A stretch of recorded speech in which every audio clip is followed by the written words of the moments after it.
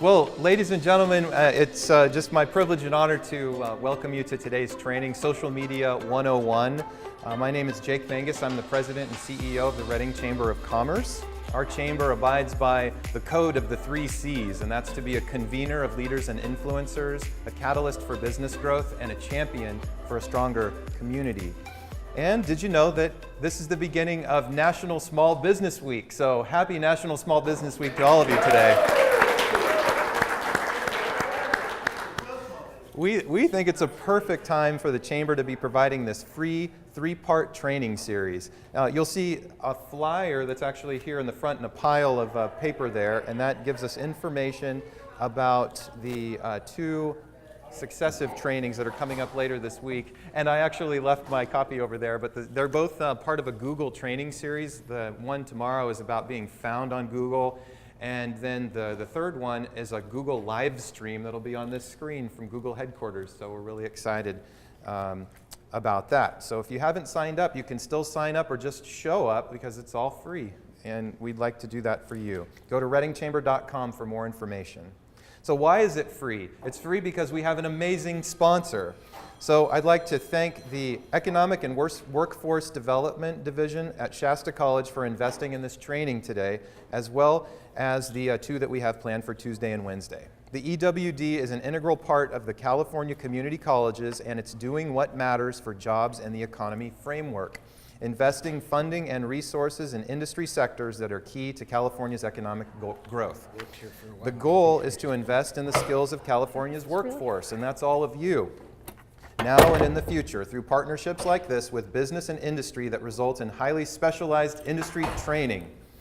The end result is to meet industry's needs for skilled workers.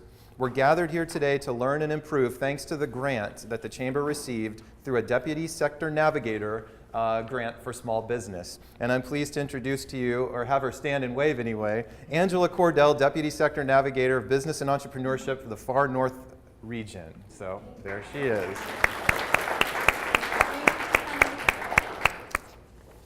Thank you very much, Angela and Shasta College. I also want to mention before I go on further that we have some refreshments over here. Please help yourself. We've got some, looks like brownie bites from Red Bicycle Catering, as well as iced tea from Starbucks and bottled water. Thank you to all of our sponsors in making that happen as well. Now it's my honor to introduce our facilitators. First, Katie Mong. Katie is, yes. She deserves that. Katie is the marketing coordinator for the Reading Chamber of Commerce. She doesn't just raise the bar, she is the bar for our social media and other digital communication. Under her management, the Chamber's social media footprint has grown by leaps and bounds. The Chamber's Facebook page recently exceeded 5,000 followers and consistently outperforms most larger chambers of commerce throughout the Western region in terms of engagement, reactions, comments, and shares. Those are terms that you'll certainly hear more about this afternoon. Katie also started the Chamber's Instagram page from square one, and I'm pleased to inform you that its following has grown rapidly and is quickly approaching 1,500 followers. The bottom line is that Katie makes us look very good. She also heads up our Young Professionals program called RISE. You're going to hear about our next facilitator, Joshua Woodward, later on in the program, and I'll give him a full introduction. But for now, please join me in welcoming Katie Mong. Thank you. Thanks so much. Got it. Okay, I have to get my index cards really quickly. We're excited to talk social media with you guys because this is something that we do every day, day in and day out, and it is work, but it's also really fun for us too. So I'm speaking for both of us right now, I guess. I hope it's fun for you too. Okay, so today I'm going to be talking about social media best practices. We're going to be doing 2 parts, so I'll do the first part and then Joshua will do the second part, and we'll have time for Q&A at the end of each section, and then we'll have a little bathroom and refreshments break in the middle. So the topics that I'll be discussing are the big 3, the top 3 social media platforms, photo basics, how to make a post look really good, crafting your copy, fun versus sales, what's your focus? Posting before you hit that button, and things not to do. So we're going to start with the big three. So Facebook, Instagram, and Twitter are the biggest 3 social media platforms right now. Oh, and I want to say, feel free to take notes, and if you have any questions, write those down and we'll cover them at the end. So Facebook, Instagram, and Twitter, those are the 3 biggest social media platforms right now. At Reading Chamber, we have accounts on all 3 platforms. We've noticed for us that our engagement is the highest on Facebook and Instagram, so we still post on Twitter, but we don't spend our time engaging on that platform because we don't receive as much interaction as we do on the other 2.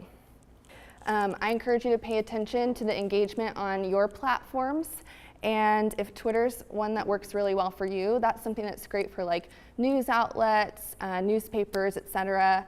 If it works really well for your business and you're seeing a lot of engagement, definitely use that platform. But I'm going to be focusing on Facebook and Instagram today because those are the ones that we're mainly using. Okay, so here's some statistics about from 2018 about the top social media platforms. So as you can see, Facebook is still in the lead. How many of you have heard of Snapchat? That's pretty good. Okay, so Snapchat is there in the second, and Instagram is in third place, I guess. So yeah, we have over 180,000 residents in Shasta County using social media and more. So, and it's growing. So that kind of gives you an idea of how many people you have the opportunity to connect with on social media. So let's get into photo basics. So the first thing you're going to want to do, take out your phones for me. Did everyone bring their smartphone today? Hold it up in the air. Okay, so look at your camera, the lens on your camera, and if you guys have any smudges or like dirt, or like if it's been rolling around in the bottom of your purse and has like accumulated some like makeup on it or something, like raise your hand. How many is that? Okay, just a few of us, I guess. I know you've got makeup on your camera, Joshua. Okay, so the first thing you're going to want to do before you take a photo is clear those smudges off of your lens, because that's going to create a blurry or cloudy photo, and people can't see the subject that you're trying to share about. So if you've ever like scrolled through your Facebook feed and stopped at a photo that has been like kind of stood out to you, it's really bold, really bright, like the subject is really in focus, that's kind of what you're wanting to go for as far as posting goes. So cleaning that lens is going to help you create that bold, standout photo that you're going to use to capture your audience's attention and create more engagement on your posts. So the second step is finding the light. Does anybody know where the light should be when you take a photo? Very good. So right now in this room, the light is coming from behind all of you. So standing here is going to be the best spot to take a photo because the light is behind you. But if you were taking a picture of someone standing here, the light would be on your subject. I wasn't like asking you to take a photo of me, but okay, so the next step is more of a suggestion. This is not something that I use, but I know it's really helpful for a lot of people, is using a photo grid. So a photo grid looks like this. Can everybody see that? Okay. So the photo grid kind of lines everything up. As you can see in this example, the subject is the firework, and the main part of the firework is right there in that center square. And so it's kind of creating that focal point naturally. So if you don't feel like you're a really great photographer, this is, if you're not super comfortable with that, this is a great tool to use to take great photos and really impress people with your photo skills. So just to continue on this topic really quickly. If you were going to use a photo grid to take a photo of people, or maybe like a couple of people, right there in those top two crosshairs, that's where you're going to want to center their faces. And that's going to allow you to have the right amount of headroom without cutting off their heads, and also without creating too much space at the top. It's going to really center things up really well. So that's like a little tip for taking photos of people using the grid. My husband jokes with me that when we were dating, I had a problem cutting, he's much taller than me, so I had a problem cutting off his head in all of our photos. So all of our photos from our first year of dating, his head is like halfway cut off, so you don't know if he has hair or not. So he jokingly told me earlier that I should probably be using the photo grid. Oh wait, sorry. Okay, so the last two here, it's okay to go, throw it old school and ask your subject to say cheese, because you want to get a smile out of people. Unless it's a sad photo, then maybe don't ask them to say cheese. So it's okay to ask them to smile. Another thing that I like to do when I'm taking photos of people, since we're posting a lot of content and very frequently, sometimes I'll ask my my photo subjects to like engage in a conversation, or like tell a joke to the other person or something like that, to get them to kind of act natural and to catch them like laughing and smiling. And so that creates like a nice candid photo to post on your feed, and it just changes things up a little bit from that typical like somebody smiling at the camera or whatever, which is also great. And the last thing to think about as far as photo basics go is representing your organization. So is what you're about to post in line with your business? For example, the chamber, we post about a lot of different things. So one day I might post about, do you guys know about the K2 project downtown that's being built behind us? Okay, so sometimes I'll post about that, like an update about how that's going. So you might see a photo of a construction site on our feed and a little update about the project. And then you might see a photo of a cupcake, which is something we did recently to promote a new member, Lucky Miller's Deli, I believe. And so they're very different, but they both apply to our brand because they're both about the community. It's about members of our chamber, and both of those things, though they're very different, are highlighting our brand, the things that we focus on. So one last thing on representing your business or your organization well is to remember to be relatable. So think about the person that's going to be seeing your post when you share it. So is it something that you would share or you would engage with? It's okay to balance fun and informative posts. It kind of helps to build relationship with your with your audience. So yeah, it's okay. Even if you're a very serious organization, it's okay to do like the Motivational Monday or Funny Friday type posts. That's the interpretation of those emojis. Okay, so these two words here, you're going to want to write them down if you don't know what they are already. They're amazing, and they're both free, and they're both legal. So, using. Does everyone know that like using photos that aren't yours, like that's actually not okay? So like Googling an image and like it's like some famous photographer's thing and like sharing it on your page, like they want credit for that. So Unsplash is a website that houses like thousands and thousands of professional photos that you can use for free without giving any credit. That's amazing to me. Like I like nerd out over this thing. Like We should all be very excited about that. And then Canva is a free design software website. I don't know if you'd call it a software. And they also have a paid version if you end up using it as frequently as we do. I'm on there like every day. So has anyone heard of Canva in here? Oh, yay, okay. So you know how great it is. And has anyone heard of Unsplash? Just a few? Okay, good, cool.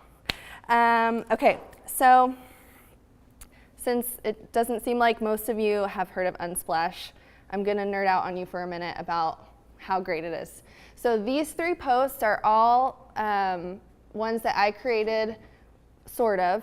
They're just photos from Unsplash. And these 2 on the ends, I used to promote our scholarship, which is available right now. And so we're trying to get people to fill out the application and turn it in because we want to give them money to go to college, like Shasta College. So these 2 on the ends are just photos directly from Unsplash. And then this one here in the middle was used to promote these workshops this week. And that's also directly from Unsplash. I didn't edit it, I didn't do anything to it, I just posted it. So all I had to do was create the captions for each of these posts. So the great thing about that is we had a really busy events week last week. Was last week Cool April Nights? I think it was. So we had a really busy events week. I didn't have a ton of time to create like really intricate, unique posts. And I think these ones turned out pretty good, right? What do you think? Right? Okay. And then these are posts that were created from Canva. So remind me, how many of you use Canva? So like less than half? Okay. So all 3 of these are templates in Canva. So all I did to these was, let's take this one in the middle, for example. So that doesn't have a photo in it. So all I did, it was a post about lipstick. So it was pink and tan and black. And all I did was change the colors to match our brand colors. How many of you know what your brand colors are?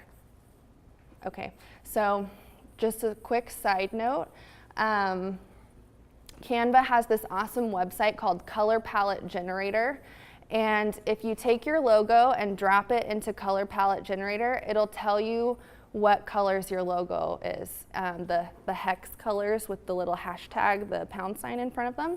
So you can copy those numbers and paste them into Canva and use them to match your brand colors, which is pretty cool. So anyway, all I did here for this one was change the colors and the text, what it read. Everything else is exactly the same. So it didn't take me super long to create that. And then these 2 on the end, the cool thing I like about these is that it's also a template, but instead of using the photo that was available that came with the template, I went on to Unsplash and I searched classic cars, and all these photos came up, and I picked this one because I liked the neon pink in the background. And so that was our branding for our Cool April Nights mixer this year. So super easy. And then I took the photo from Unsplash and put it into the Color Palette Generator, and that allowed me to match the, the font and that bar behind the font to the colors of the photo. So that's what made it all look cohesive and made it match. So super, super great tools. And then this one here is also just a photo from Unsplash, and the text was already on, like that's the template, and I actually just liked the blue, and so I didn't change it to our brand colors because I thought it was cool. So I have a little exercise for you guys. Will you please pull out your phone and go to Unsplash and find a cup of coffee? And when you have it, hold your phone up in the air. Okay, so check it out. How many of you guys got the same photo, and how many got like different photos? Are they all the same? There's so many, right? How many did you see? There's a lot. Right? Well done. Okay.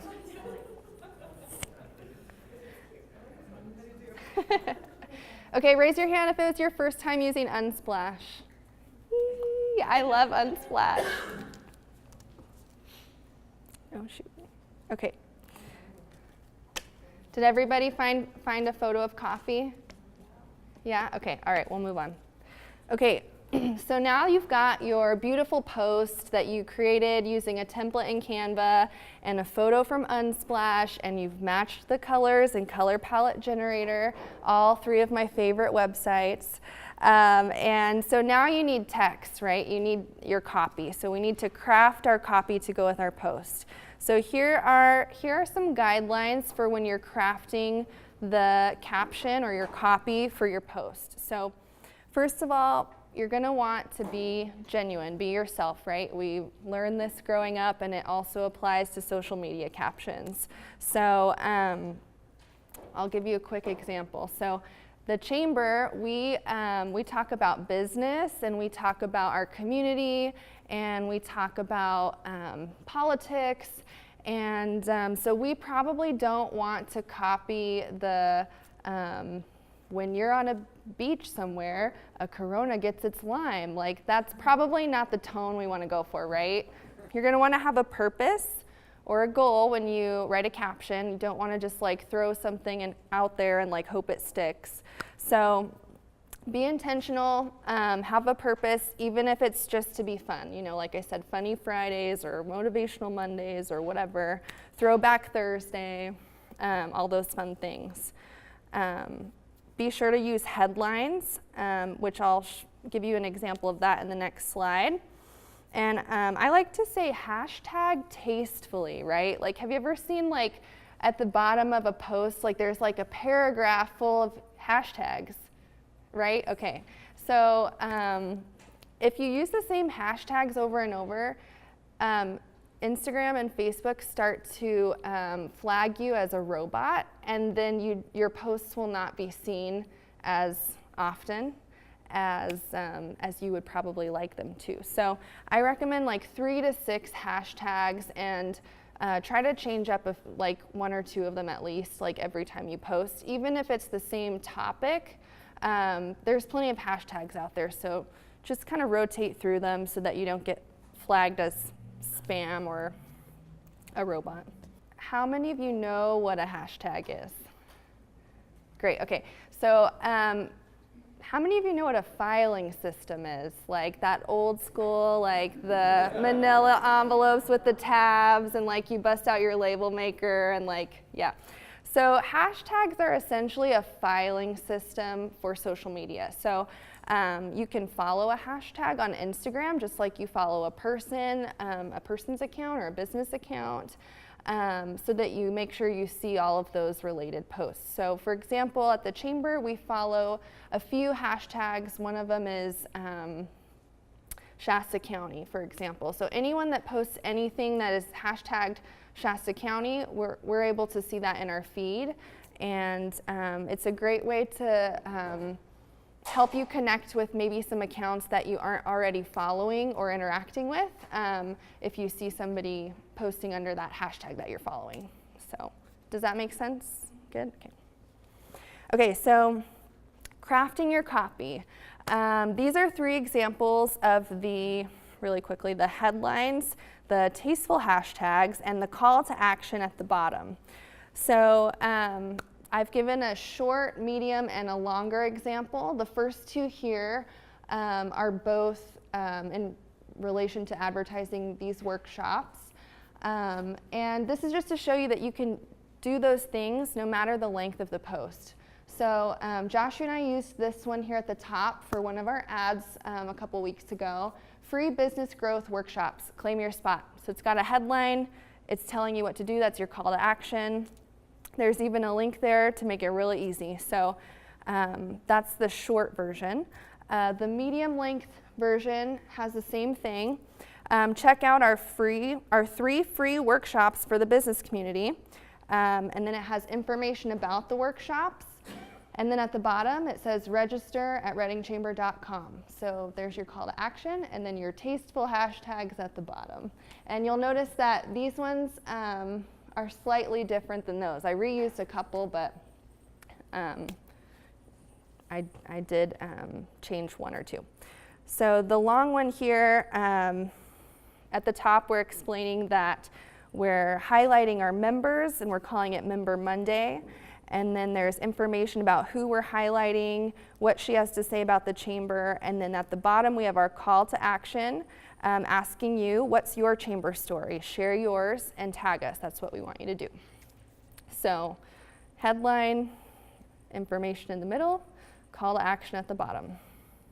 Our next topic is fun versus sales. But to be clear, I know that we're all like selling something, right? So this is more about like fun and sales. So an example of this would be we have a partnership with O2 Employment where we do a post for them once a week, and they send us the content that they'd like to share. So I had a conversation with the gal that was sending me the graphics, which mostly are like this. And I said, hey, you got like over 4 times the amount of engagement on the photo of your team than you did on the graphics you've been sending me of office tools and text. So, you know, that's pretty cool. Maybe we should like, you know, focus on that more. So you can see here at the bottom, I've got the stats. So this one only had 3 likes, so people clicking on it and liking it. This one has 16, and it's posted on the same day every week around the same time. So it kind of gives you a good idea of like the similarities in posting schedule, but the differences in the actual content. So this has 2 comments, and it reached 368 people versus 243. So a big difference there. So what we decided to do in response to this information that we got, because you don't want to just keep doing the same thing, right, is we decided to do a campaign for them where we highlight one of their team members every Tuesday, and we post their headshot, like kind of on a fun graphic, and what they do, and a little bit about them.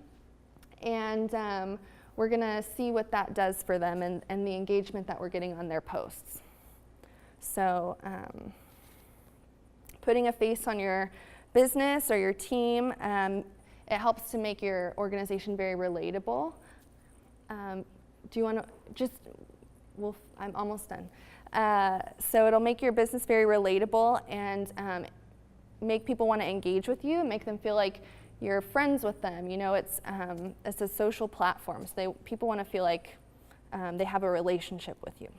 So I just have 2 more slides. So this one here, posting before you hit the button to post your content. 2 things to think about. One of them is cross-posting. Who knows what cross-posting is? Okay, so there is a cool little button right there that you can see that allows you to share your Instagram post to Facebook. So if you are running a business and you probably don't have a ton of time to do like individualized posts for Facebook and Instagram and Snapchat and Twitter and all the other platforms.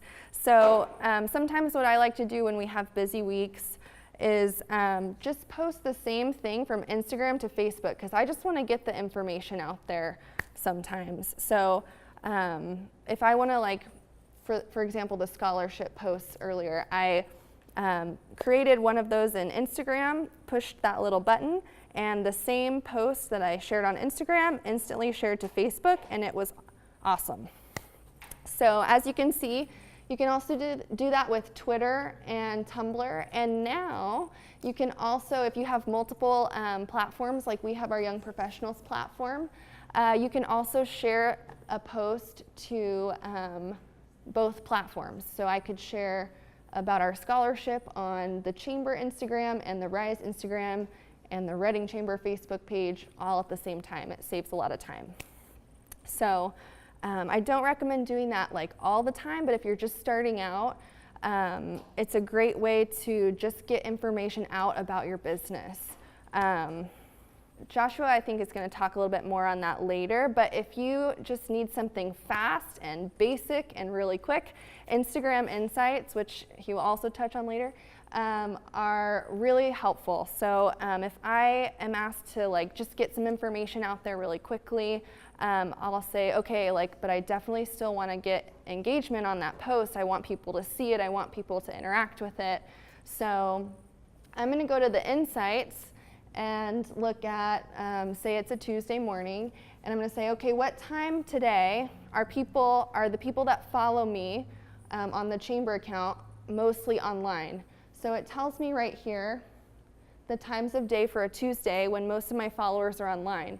So I'm going to choose that the time based on like 9, 3, or 9. I'm going to pick one of those times and to share my post. And my final slide, things not to do. So you see this sad man here.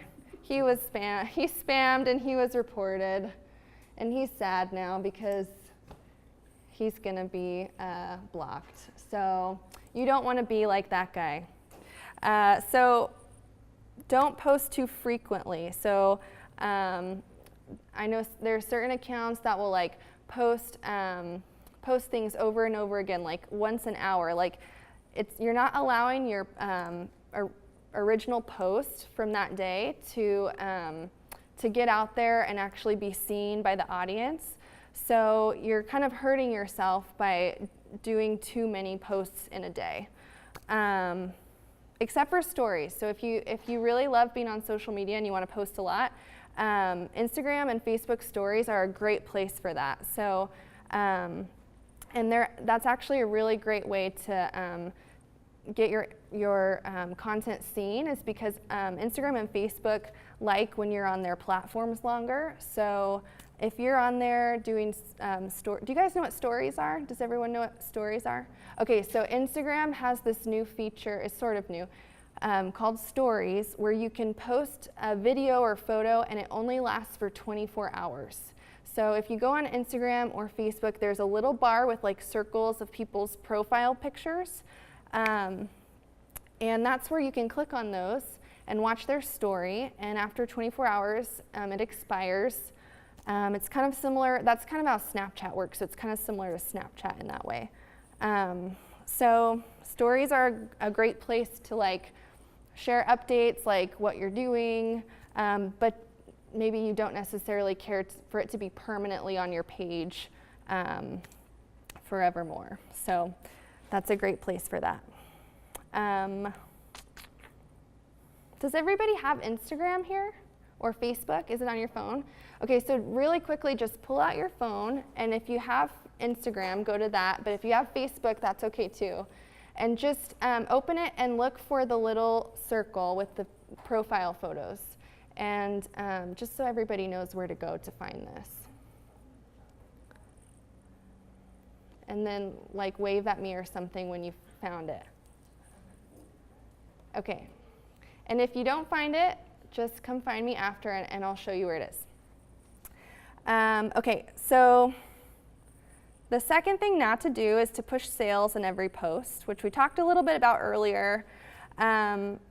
People who are following you want to have a relationship with you. They want to engage with you.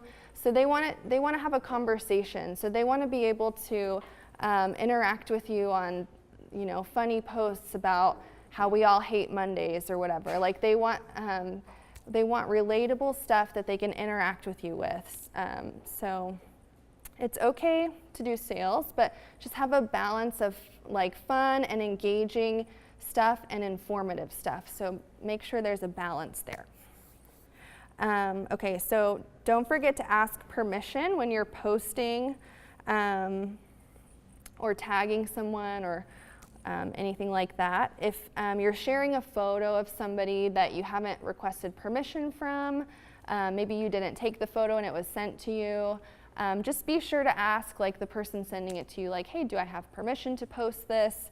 Are the people in the photo okay with me sharing this photo of them? So don't forget to ask permission. don't leave people hanging. So if you're on social media, it's because you want to engage with your consumers. So be sure to respond quickly to anybody that sends you a message or comments on a photo or a post. I usually say like 24 hours is a good amount of time to like a good limit to be sure you're responding by, except for weekends because I'm not working on weekends, so I wait till Monday. Okay. Plagiarizing. Okay, so does anybody know what UGC stands for? User-generated content. Yay, very good. Okay, so user-generated content. Does anybody know what that means? Okay, yay, okay, cool. So user-generated content is like earlier, remember when I said share your chamber story and tag us. So if you guys were to post a photo and tag the Chamber of Commerce sharing what you love about the chamber, I would be sure to comment and say, hey, is it okay if I share this on our page? So that's user-generated content. So I didn't create that, but I'm going to use it and post it on our page because you shared it and it's about us. And that's one of the best types of content because it's another way that you've saved time and you're letting somebody else brag about you, which is great, right? Okay, and the last thing not to do is spam, which is what this guy, Gertrude, did.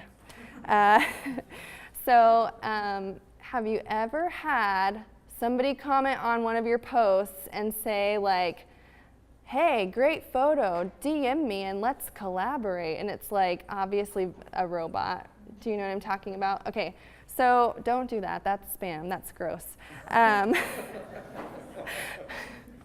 Another like type of spam is like, unless it's a giveaway and you're like commenting like repeatedly to try and win something, which is acceptable,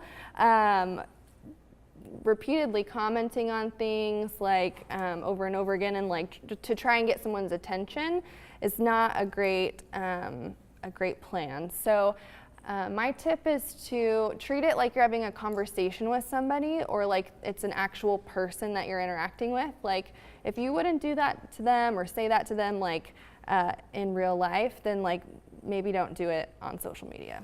So that's my last tip. And we're done for now. What are your questions? Ava? What counts as a reach? As a reach?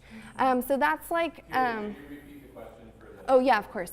So Ava asked what counts, what does reach mean? And reach is, so reach is like how far your post is going, how many accounts it is available to. So they may not have engaged with it, like by liking or commenting on your post or going to your profile, but Instagram allowed that many people to see your post. Does that make sense? Yeah. So if I'm scrolling up just to be able to see what the posts are, does that count as a reach?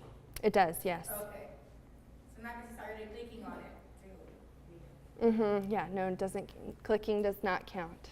Any other questions? Yes.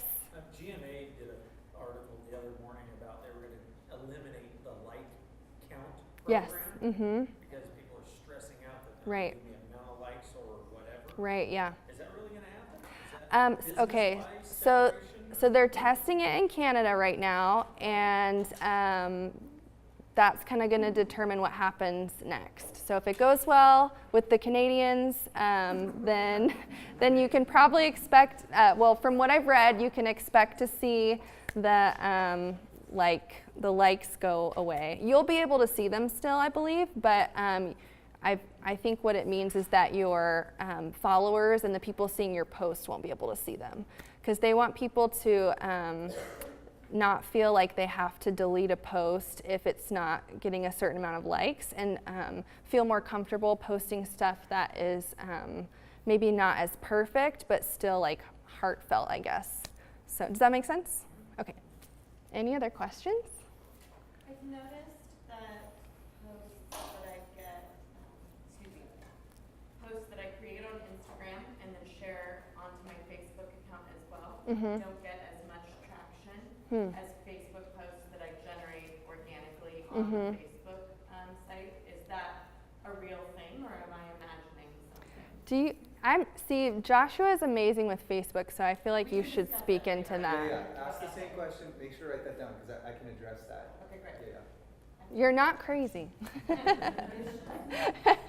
Any other questions? Yes. So sales versus the fun posts, would you say like 50-50 or more one way, more the other way? I think what I would do, because it kind of depends on your audience. So I would start out with 50-50, and then I would see how those go and then go from there. So something that we discussed earlier and something that I think you said you do it, Joshua, is that he does like a Monday, Wednesday, Friday fun posts and Tuesday, Thursday informative. So that's another option. So. Would you say it's probably good to stay on like a schedule like that, like just have your week plan, this is the kind of post I'm gonna have on these days and kind of stick with that? It's a great way to start, and like I said, I think it depends on the engagement. Like I've noticed there's certain schedules that there's certain posts that we are in partnership with, and so we've been like doing them for a couple of years, like the O2 posts. We have a few things like that, and I've noticed that as we do that for the longer that we do that, the more I think we need to probably change it up. So like it's like when your body gets used to like a vitamin, or you know what I mean? Like I think things need to be changed up every so often, but having the same schedule for a while should work really well. Yeah. Yes? Is LinkedIn no longer in? So LinkedIn, I've heard a lot of great things about it. I don't have a lot of information about it right now because I just haven't looked that far into it yet, but we do have a LinkedIn, and we accept all of our like friend requests or whatever that is. I just haven't had the time to like go on a deep dive with LinkedIn and like really figure it out, but I've heard really great things about it and that it's really like kind of on the forefront, especially for businesses. So it'd be good to be on there from what I've read, but that's pretty much all the knowledge I have for now. Hopefully next year I'll have some more information. Is Canvas set up now to work from your mobile apps as well as your desktop? So it does have a mobile app. I used it once briefly last year, and it was a little bit difficult to use for me. It had a few like bugs, and I haven't tried it again since, but they do have an app. They've updated since. Have they? Okay. Yeah, it's very helpful. I'm mostly on my desktop for work, so I usually end up just using it there. But yeah. Any other questions before we break? Okay, thank you guys.